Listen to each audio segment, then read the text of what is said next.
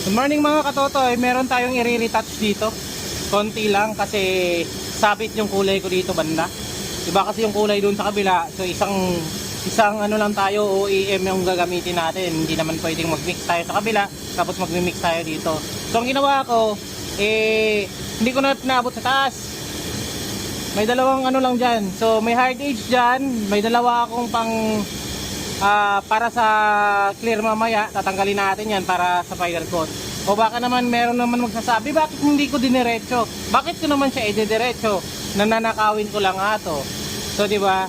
So kung itong video na to is gagana sa style nyo, kunin nyo. Pero kung hindi naman, pwede nyo na skip tong video to. Hayaan nyo po yung mga baguhan na makakita kung ano yung ginagawa ko para magkaroon naman po sila ng idea. Uulitin ko po, kung veterano ka na at magaling ka na, umalis ka na po dito sa video to. Escape mo na po to para lang po to sa mga baguhan nating mga patubong mga pintor. Tara, birahin natin.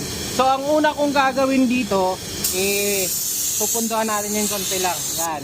Unang coat, pangalawang coat, tapos mag-mix coat ako pagkatapos nyan.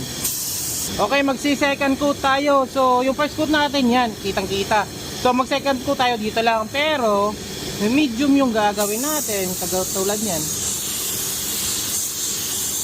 Yan. Ganyan lang, antayin natin matuyo. Obvious